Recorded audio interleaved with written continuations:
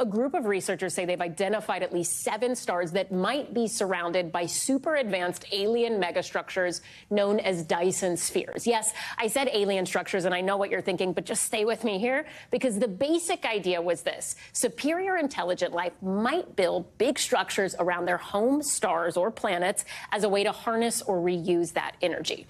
A 1960s physicist who came up with this idea, Freeman Dyson, argued that if these structures existed, there'd be so much energy that human scientists on Earth could probably spot it because it would emit a lot of infrared radiation.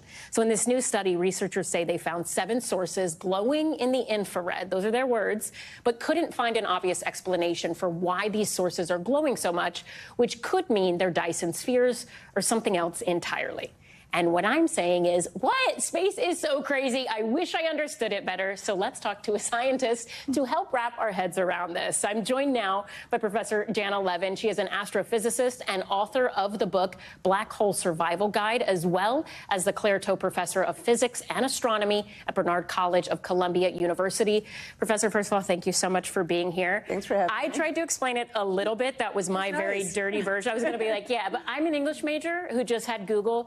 You have a PhD in physics from MIT. So how do you explain Dyson spheres? I think there was an excellent explanation. If you look at where we are relative to the sun, we're very far away. We're the 3rd planet in. And imagine the light that we try to collect, let's say, with solar panels on people's homes or on any roofs to collect that energy.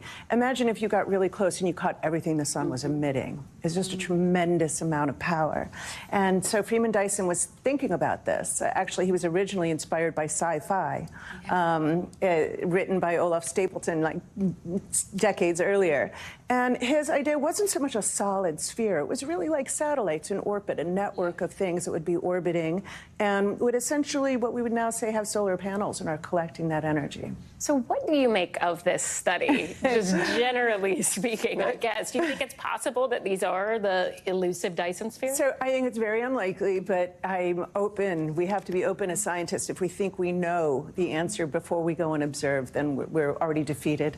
I think it's terribly unlikely, but it's extremely exciting and interesting to think about. And it's fun to think about. What's probably going to happen is we're going to look at this infrared signature that you mentioned, and we're going to find out that there's a natural cause.